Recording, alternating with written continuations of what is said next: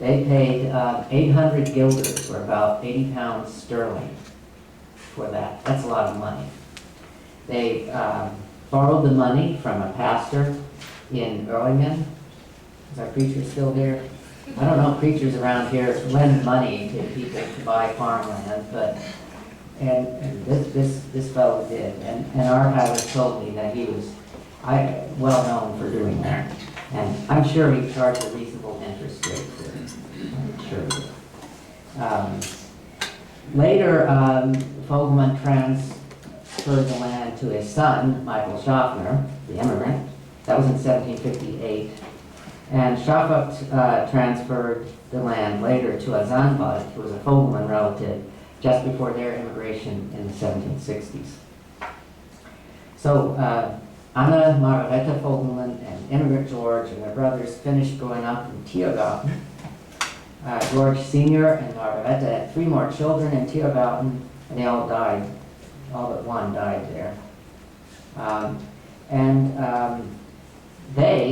George Sr. and Margareta died there in Tiergarten, and they're all buried in the parish center in Orendelshof, which is a couple miles from where they live.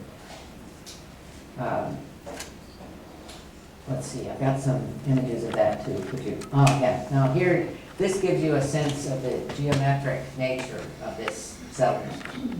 So you have, here's the palace, and these are the farming houses here. Okay? And the Foglemans lived in this one right here. And that one right there is still standing. I've got pictures of it coming up. And it's not in very good shape, as you'll see, but it's still there. The others are gone. The palace is still here. This is the big palace. So, you know, this is not very far. This is like 150 yards or something. These are just normal sized yards. This is like a city block here. So he really had them build their houses just right in the backyard of his palace. Okay? And you can imagine, and the prince wasn't here all the time. He was in that city where the big palace was. But somebody must, you know, there would have been people here that were after it. But the kids, you can imagine, including Immigrant George and the others, ran around here and played some. And if I were a 7-year-old kid, I would have been messing around this palace. But Don had kept me out of that. And I'm sure they were aware of that when they allowed the farmers to build their houses that close. Okay, so now let's look at the Shoffner family. In the late 1740s, Michael Shoffner, the immigrant one buried over there at St. Paul's, his dates are 1720 to 1810, I believe, the future immigrant, joined the Tiergarten community. So it's about 10 years after the Foglemans got there. They came from that nearby village I told you about, Fußbach, Kirchensau. And I have to thank Harry Shoffner at this point for helping me figure a lot of this out. I don't know all of the details of the Shoffner family that well, but he did. And we were just going back and forth on this, and he finally really nailed it down and secured that this is where they came from, and this is all the people and the relationships checked out. Okay. So now we know. They met, the Shoffners and the Foglemans met in this settlement called Tiergarten. They really did meet there, and some of them came up together to North Carolina in the late colonial era.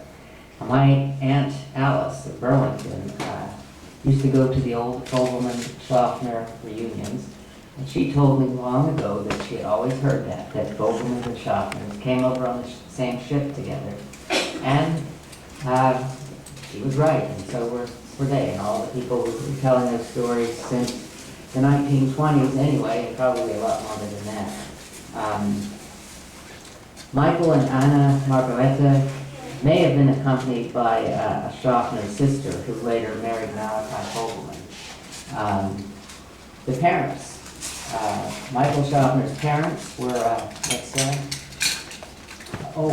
we have to look at this. This is the land around that agricultural experiment. This is the map that I was looking at. It's as big as it looks. And just extreme details, individual trees and buildings and outhouses and things are on there. You can really get a sense of the layout of everything. So the Foglemans, they had one of these nice big houses here, and then they had land just all over. That's how it works. Let's keep going. There's a detail of the map. There's the palace right there. It's still there. It is a luxury resort hotel, and for the mere sum of $650 per night, you can stay there. That's a detail of the exterior. They have a spa there. They have a golf course. You think golf is a rich person's game in this country? It is not. It is very accessible for sort of ordinary folk. In Germany, golf is a rich person's game. This is the interior. So it's a banquet room. But you can see there's the gardens outside. Okay, keep going. This is kind of a gatehouse, just a few feet from the main palace. There is a house like the Foglemans built, beginning in 1739. It's the only one of the 10 that's left. They lived right next door to this house. It's across the street from a really nice restaurant, in case you ever get there, called Kinsat. And you can see how dilapidated it is. It's in 3 sections. In this case, the left third is a barn. That's where the animals are, going all the way up. And the living space is in the middle and the right third. The middle is just a ruin now. It's condemned. I went inside anyway and took some pictures, which you can see later. On the right side, there's somebody living in there. I tried to meet him, but he wasn't there. You see all the vegetation there. That's a good representation of what it might be like to live there. Can you go to the next slide? Okay. Here's the death records of George Sr. and Margaret Fogleman. They died in Tiergarten in 1758-57. Then the next one. Okay, so here's his first name was Johann, the immigrant, so it's Johann Michael Shoffner. John Michael Shoffner, if you will. There are the dates, and his parents. Johann Georg and Ursula Shoffner. He was a farmer. Johann Georg, George, I'll just call him John George. He was a farmer from Fußbach, so the family goes way back in that village. Michael was born on the 29th of June, 1720, and baptized the next day in the church in Kiltenzahn, which was where the parish center was. It's about 2 miles from the village where they lived. After the mother's death in 1721, the father remarried a woman named Katharina Köbel in 1722.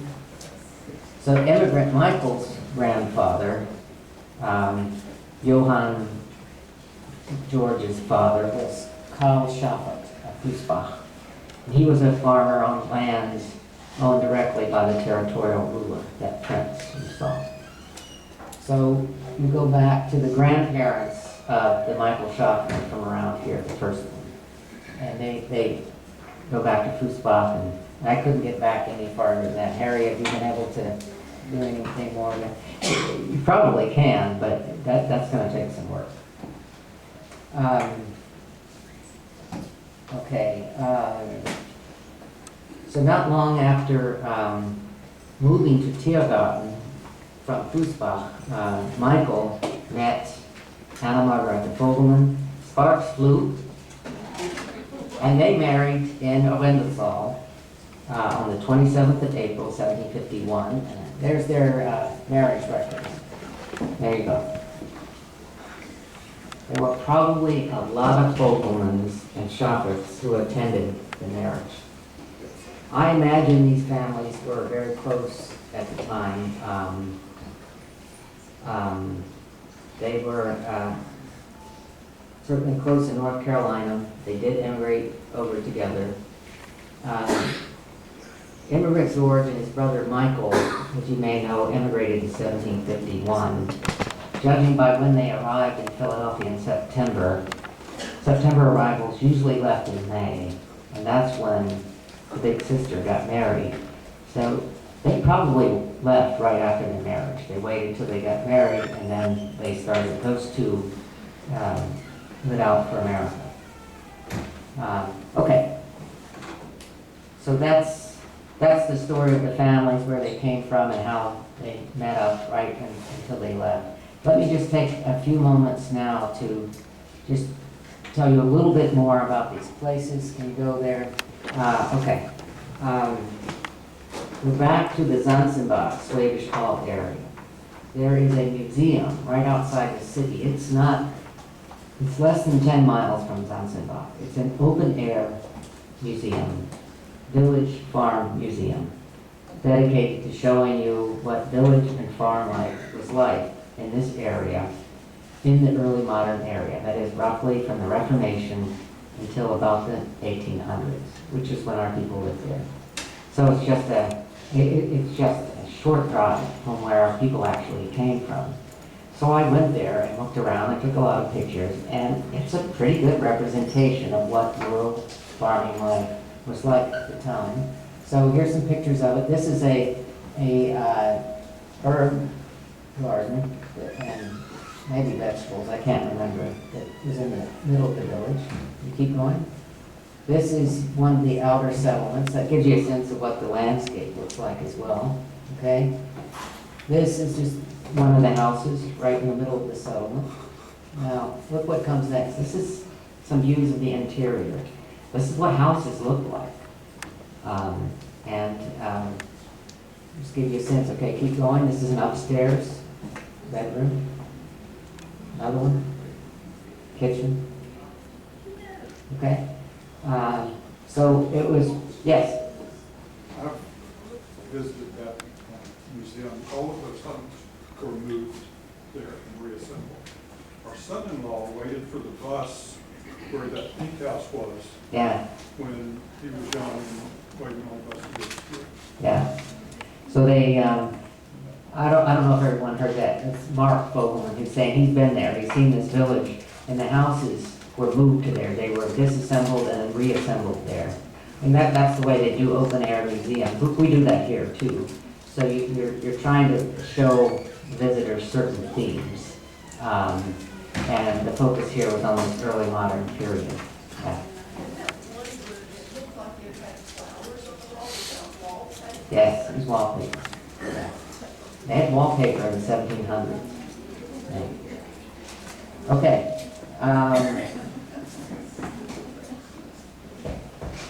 Let's see. Here's Schwäbisch Hall. Now, this is the marketplace, and the archives were located there.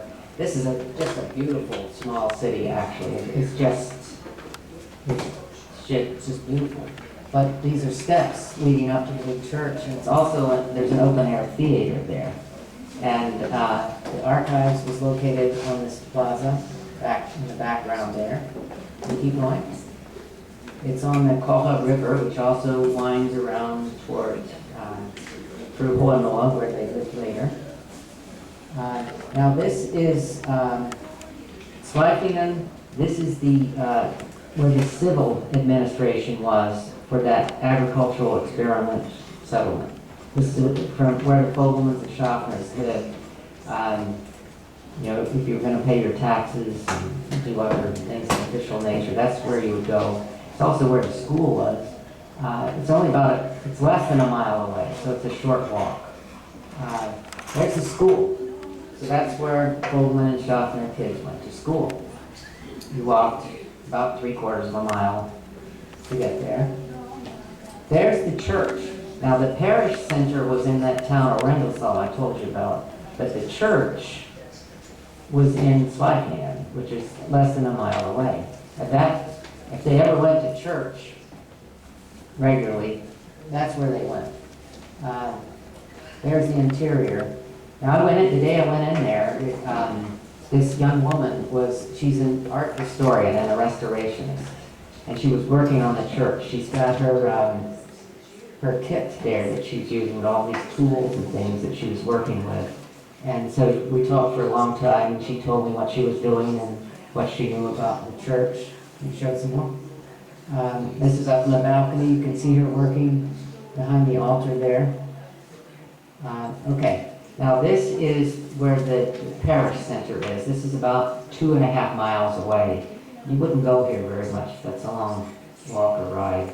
But you would go here to get for baptisms and marriages, and this is where they buried people. Okay, there's the church. Okay, interior. Okay, stop. The graveyard is right around the church. The markers are gone. There are only a couple left from wealthy, famous people of the area. Go back. Okay, but there are a lot of Fogleman ancestors of ours, and maybe some Shoffners. Probably not too many Shoffners, because most of them who moved to this parish actually ended up going to America. So they would be buried in their old parish. And all around that church, I can show you more pictures later of the graveyard, but that's where they are, okay? Now, go on. Neuenstein is in the area where the archives is, and this was fun. This is actually not an old castle. It looks old, but it's from the late 1800s. But you go into this courtyard, you go inside it, and you go up one of those towers way up on top. And the archives is it's way up here. But you walk inside, you're surrounded by all these walls and balconies. Kind of interesting. Okay, let's keep going with the slides. This is the city archives where I worked in Swedish Hall. And the journalist came to see that's the last one. When I was working in Rosengarten, near Zanzibar, I met the mayor. And I got a tip from the archivist that the mayor liked history. And he did, and he showed me everything, and they had a little archive there that didn't help too much, just a little bit. But he said, I know this journalist in the city, and she needs to talk to you, or you want to talk to her? And I said, sure. So she came to visit me in the archives there and interviewed me and took that picture, and that's what ended up in the newspaper. Okay. That's what I have, this basic story of the backgrounds of the two families and how they came together. It's 3:30 now. This would probably be a good time to take a break. Let me tell you what I can do next. And this may or may not interest you. I was going to talk briefly about the immigration to America. A lot of that is not new, but what we can figure out given this background. And then I have a lot more slides that I can show you if you're interested, and we can just go through that. So let's take a break, and then we'll play it from there. I know there's part of the tour left over.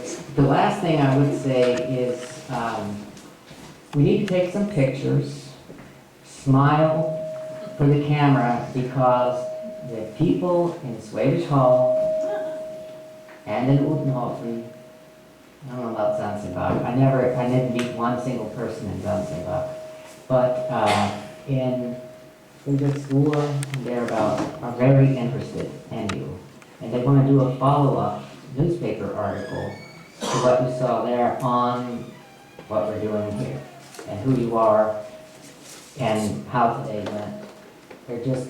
There's a number of people that are very interested in that. Local historians, and the mayor, and the journalists. So smile, you're going to end up in the German newspaper probably. Okay, so maybe we can take a 10-minute break and then see some there.